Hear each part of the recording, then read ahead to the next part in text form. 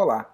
A aula de hoje fala sobre Barroco, a arte dos contrastes nas terras brasileiras. No século XVII, o Brasil era um importante empreendimento comercial de Portugal, o grande celeiro de cana-de-açúcar. Com o declínio do comércio de especiarias, a colônia da América torna-se a maior fonte de riquezas de Portugal. Tudo aqui era organizado em torno dos engenhos de cana, concentrados na zona da mata nordestina.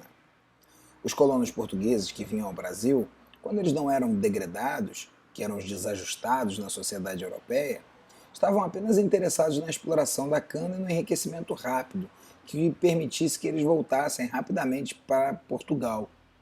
Em momento algum se observa um movimento de enraizamento na colônia, de construção de uma vida social na América Portuguesa.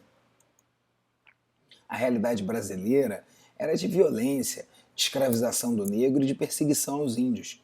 Aqui não havia a opulência da aristocracia europeia, que era o mercado consumidor do açúcar, mas os incultos e, na maioria das vezes, comerciantes analfabetos interessados apenas no lucro. Apesar disso, surgia na colônia um pequeno grupo de pessoas letradas, advogados, religiosos, homens de letras, cuja formação se dava em Portugal por serem filhos desses ricos comerciantes ou de fidalgos que se instalavam aqui no Brasil. A cidade de Salvador, capital da colônia, era, além de um centro político e econômico, um verdadeiro e, na verdade, único, polo de produção cultural, reunindo as manifestações artísticas da época. Ainda que não houvesse um sentimento de conjunto, representava meramente esforços individuais. O estilo e as características eram simplesmente transplantadas da Europa para cá por meio dos poucos que se aventuravam nessa área. Contudo, a política brasileira vivia um momento bem delicado. Com a unificação da Península Ibérica e a passagem do trono português à coroa espanhola, o conflito já deflagrado entre os Países Baixos e a Espanha passa a ter reflexos em Portugal e também nas suas posses. Os holandeses perderiam a sua participação nos lucros da produção e comércio do açúcar. Assim partiram para a invasão da colônia portuguesa na América, o Brasil. Essas invasões começaram por Salvador, que foi ocupada por mais de um ano. Apesar de terem demorado pouco mais de um dia, 24 horas na verdade, para ocupar a cidade, não conseguiram passar dos seus limites, encontrando resistência nos colonos que, refugiados em fazendas próximas à capital, impediram a expansão dos invasores. Com a chegada de reforços, duras batalhas foram travadas até a expulsão dos holandeses. Entretanto, as invasões continuaram. Em 1635, a faixa litorânea que vai do Sergipe ao Maranhão estava sob domínio holandês, com destaque para a invasão de Pernambuco em 1630 e o governo de Maurício de Nassau, que promoveu intensa urbanização, com inúmeras benfeitorias em Recife e Olinda. Somente com a insurreição pernambucana, que durou 10 anos, houve a expulsão definitiva dos holandeses no ano de 1654. Agora a gente vê um pouquinho dos autores do Barroco brasileiro, começando pelo Padre Antônio Vieira, o príncipe dos oradores. Devemos dar muitas graças a Deus por fazer este homem católico, porque se não fosse, poderia dar muito cuidado à Igreja de Deus. O homem a quem se referia o Papa Clemente X nessa frase aí anterior era o Antônio Vieira, o chamado monstro dos ingênuos e príncipe dos oradores. Vieira nasceu em Lisboa no dia 6 de fevereiro de 1608 e aos 7 anos de idade veio para a Bahia, onde aos 15 entra para a Companhia de Jesus. Seu retorno a Portugal se dá somente em 1640, após a Restauração, o movimento pelo qual Portugal se libertou da Espanha, quando saúda o rei Dom João IV, de quem se tornaria conselheiro e confessor, e que também nomearia o Antônio Vieira como representante mediador de Portugal nas relações econômicas e nas relações de política internacional. A sua atuação nunca foi somente religiosa, Os seus sermões defendiam suas posições políticas, o que acabava por voltar contra ele a pequena burguesia cristã, porque ele defendia o capitalismo judaico e também defendia os cristãos novos. Os pequenos comerciantes também se irritavam contra Vieira porque ele defendia o monopólio comercial, também causava irritação aos administradores e colonos, porque defendia os índios. Ele teve problemas, inclusive, com a própria Inquisição, né, com o Santo Ofício, que o condenou e prendeu por 2 anos sob acusação da defesa de cristãos novos. O Vieira, ele pregou a todos, brancos, negros, índios, brasileiros e portugueses. Ele fez de seus sermões sua principal arma para veicular suas ideias, postas em prática na catequese, na defesa dos índios e da colônia, quando lá da invasão holandesa. Quando no púlpito, o padre tratava de todos os assuntos que envolviam e preocupavam o auditório. Tais encontros eram praticamente um único espaço onde era possível se informar e refletir sobre a conjuntura e os acontecimentos da vida e do mundo. Em 1697, no Colégio da Bahia, Antônio Vieira vem a falecer, deixando mais de 500 cartas, 200 sermões e 3 obras proféticas. Nessas obras proféticas, História do Futuro, Esperanças de Portugal e Clavis Prophetarum, constituem, né, as profecias, né, de Antônio Vieira. Nelas se nota um sentimento sebastianista, né, a volta do Dom Sebastião, que um dia voltaria para transformar Portugal, né, no maior império do planeta, né, essa esperança em tornar-se o chamado Quinto Império do Mundo, né, que é uma interpretação alegórica de uma profecia bíblica. Né, e esses textos eles acabavam demonstrando o caráter nacionalista exagerado e a servidão incondicional que era típica dos jesuítas.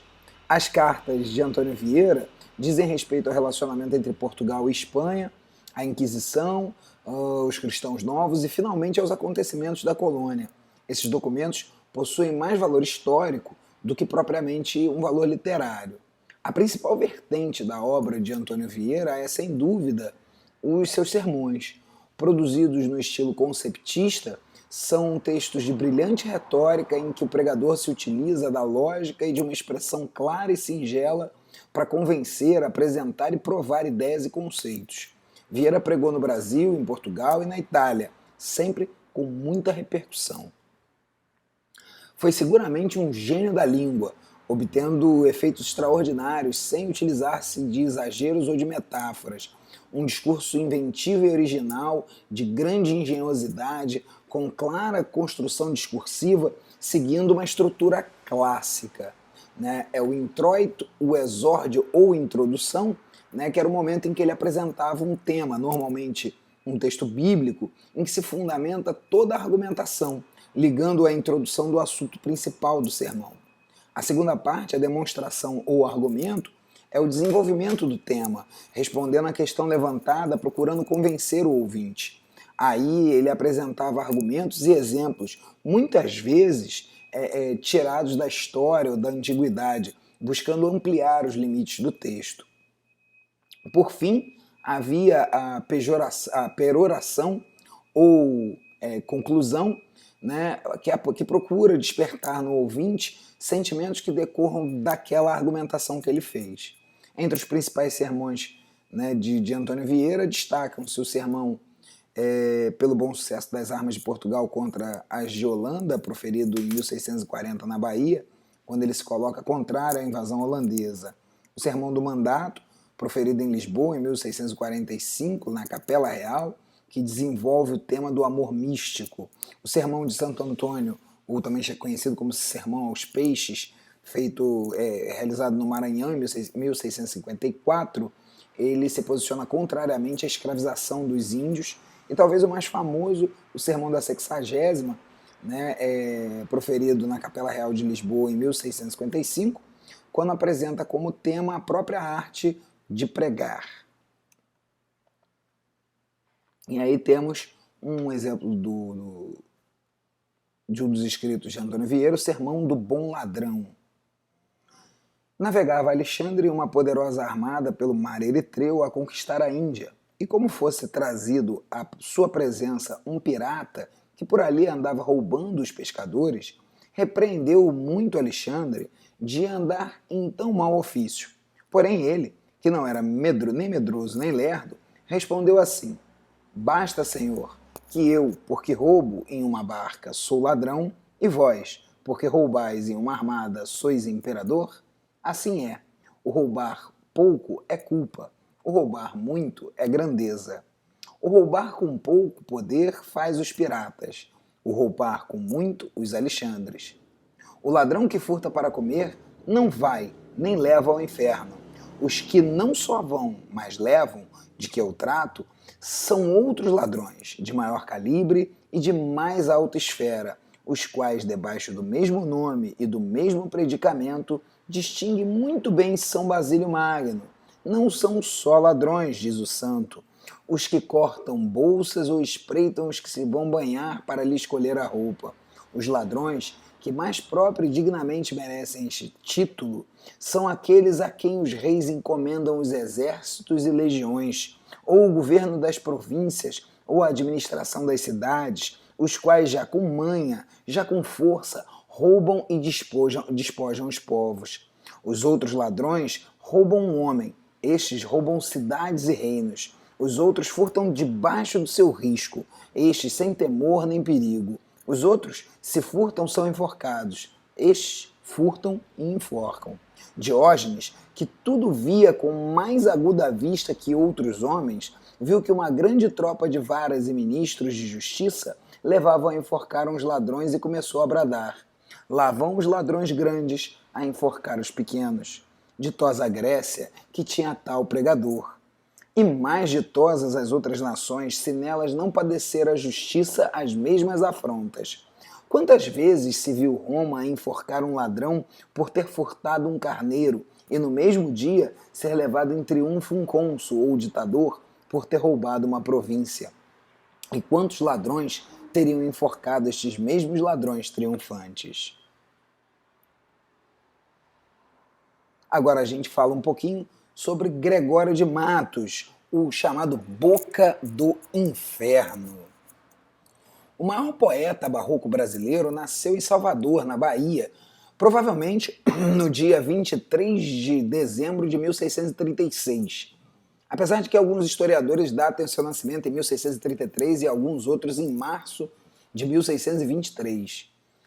Ele foi filho de uma família bastante abastada, teve acesso ao melhor da educação na época, iniciando seus estudos no Colégio dos Jesuítas e terminando em Coimbra, lá em Portugal, onde se formou em Direito.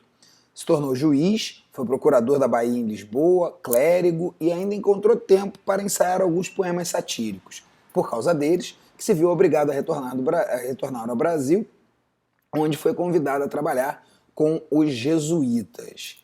Gregório também foi tesoureiro-mor e vigário-geral, ainda que sempre tenha se recusado a se vestir como clérigo, Ele recusava se vestir com a batina. Mas ele continuou exercendo a sua veia satírica, essa ele não perdeu.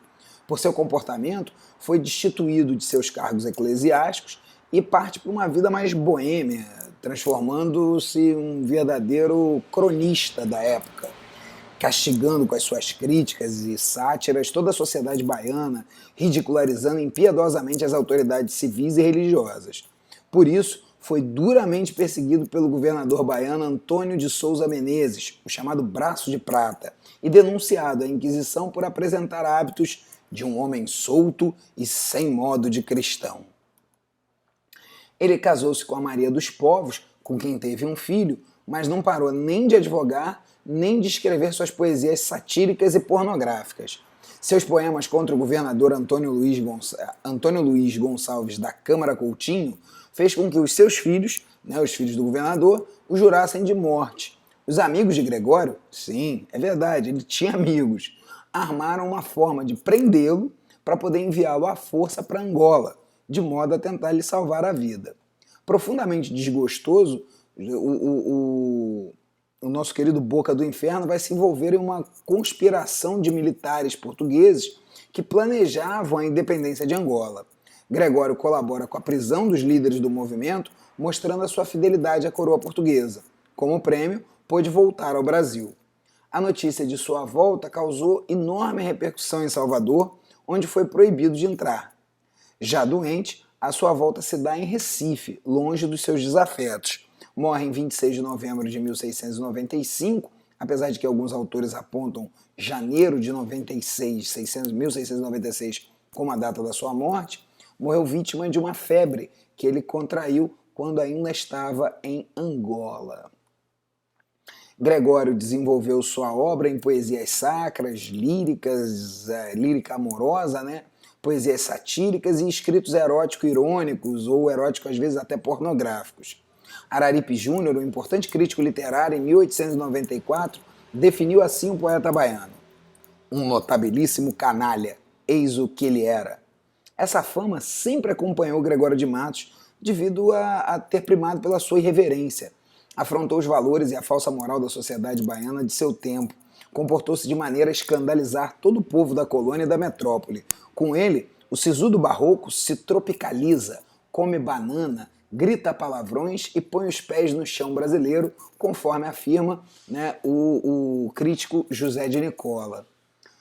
Rompe com os modelos europeus do barroco, faz a denúncia das contradições da sociedade baiana e critica implacavelmente todos os grupos sociais, fossem governantes, fidalgos, comerciantes, escravos, clérigos, prostitutas, mulatos, etc.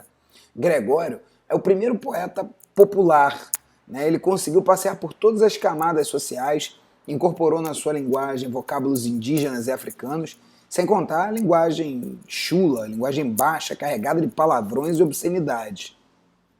Por sua produção e comportamento, ele ganhou o apelido de Boca do Inferno. Nenhum de seus poemas foi publicado em vida, todos eles foram transmitidos oralmente até meados do século XIX, quando foram reunidos em um livro. Houve várias compilações que deixaram a desejar, criando uma controvérsia sobre a autoria de alguns poemas atribuídos a Gregório de Matos. Sua obra basicamente pode ser dividida em sacra, amorosa, satírica e erótica. Bom, falando primeiro da poesia sacra, a sua poesia sacra é bastante abrangente, desde poemas comemorativos por festas de santos até aqueles de contrição e de pura reflexão moral. Nessa vertente, obedece aos preceitos do barroco europeu, com inúmeras referências bíblicas, apresentando temas como o amor a Deus, a culpa, o arrependimento, o pecado e o perdão. Outras vezes, aponta o desconcerto do mundo, lembrando a transitoriedade da vida e do tempo, fazendo uso do carpe diem, né, o aproveite a vida, tão característico do barroco.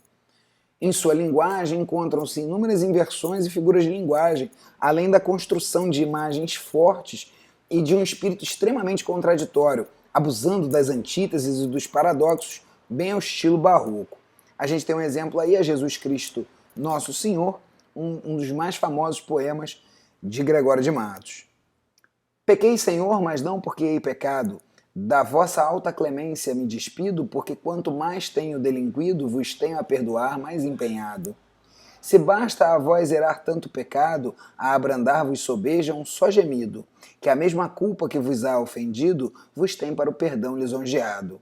Se uma ovelha perdida e já cobrada, glória e tal prazer tão repentino vos deu como afirmais na sacra história, eu sou, Senhor, a ovelha desgarrada, cobrai-a, e não queirais, pastor divino, perder na vossa ovelha a vossa glória. Já a lírica amorosa do Gregório de Matos é marcada pelo contraste entre o corpo e a alma, levando ao inevitável sentimento de culpa no plano espiritual, por se deixar levar pelo pecado da carne. A própria figura feminina se revela como a personificação do pecado, né? Ou seja, levando o poeta à perdição. Um exemplo da lírica amorosa dele está aí nos sonetos a Dona Ângela de Souza Paredes. Anjo no nome, angélica na cara, isso é ser flor e anjo juntamente. Ser angélica flor e anjo florente, em quem, se não em vós, se uniformara? Quem veria uma flor que não a cortara de verde pé, de rama florescente? E quem um anjo não vira tão luzente, que por seu Deus não idolatrara? Se anjo sois dos meus altares, foreis o meu custódio e minha guarda, livrara eu de diabólicos azares. Mas vejo que tão bela e tão galharda, posto que os anjos nunca dão pesares, sois anjo que me tenta e não me guarda. A obra satírica do Gregório de Matos é muito extensa, assim como os seus desafetos, né? Ou seja, por isso ele chamava seus poemas, ele dizia que cantava em sua lira maldizente, né? E ele atirava contra todos, ricos, pobres, negros, brancos, mulatos, padres, freiras, autoridades, os amigos, os inimigos. Toda a sociedade baiana foi vítima dessa lira maldizente. né? Esses poemas não se resumem à zombaria, mas revelam uma crítica aos vícios da sociedade. Sua produção satírica revela nosso poeta mais original, fugindo dos padrões europeus, estando completamente voltado à realidade baiana. Fica evidente um sentimento nativista, que é o início do processo de uma consciência crítica nacional, separando o que é brasileiro do que é exploração lusitana. É impressionante como algo escrito no século XVII, por muitas vezes pode ser lido hoje no século XXI e ainda fazer sentido dentro da política nacional. Vamos aí como exemplo o juízo anatômico dos achaques que padecia o corpo da República em todos os membros, em inteira definição do que, em todos os tempos, é a Bahia. O que falta nessa cidade? Verdade. Que por mais de sua desonra, honra, falta mais que se lhe ponha, vergonha. O demo a viver se exponha, por mais que a fama a exalta, numa cidade onde falta verdade, honra e vergonha. Nos frades, há manqueiras, freiras. Em que ocupam os serões? Sermões. Não se ocupam em disputas? Putas. Com palavras dissolutas me concluís na verdade que as lidas todas de um frade são freiras, sermões e putas. Não poupava os políticos, não poupava a igreja. Não era de se admirar a quantidade de inimigos que ele conseguiu fazer em vida. Sua poesia de escárnio limitava-se às ofensas pessoais, né, às pessoas de diversas classes e famílias. Muito da sua fama de Boca do Inferno liga-se a esses versos que ele fazia para zombar e provocar os seus desafetos. Aí a gente tem um exemplo de a mesma Maria Viegas sacode agora o poeta extravagantemente porque se espeidorrava muito. Dizem que vosso cu, cota, assopra sem zombaria, que parece artilharia quando vem chegando a frota. Parece que está de apostas, esse cu a peidos dar, porque jamais sem parar, este grão cu de enchimão, sem pederneira ou murrão, está sempre a disparar. De cota, o seu arcabuz apontado sempre está, que entre noite e dia dá mais de 500 trustrus. Não achareis muitos cus tão prontos em peidos dar, porque jamais sem parar faz tão grande bateria que de noite nem de dia pode tal cu descansar. Você vê que é pesada a forma como ele zombava das pessoas. E para a gente terminar, a poesia erótico-pornográfica, né, Manas, depois que sou freira.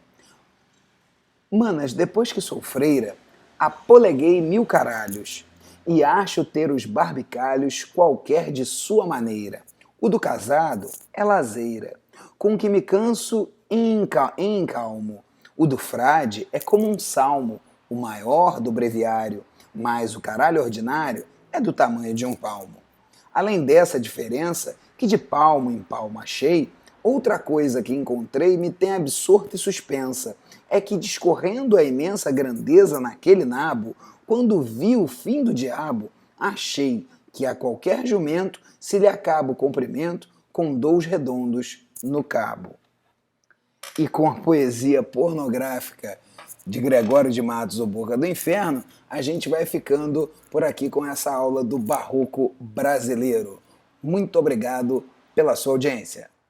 A gente fica por aqui agradecendo bastante a sua visita, meus mais sinceros amplexos para você. Inscreva-se no canal. Até mais!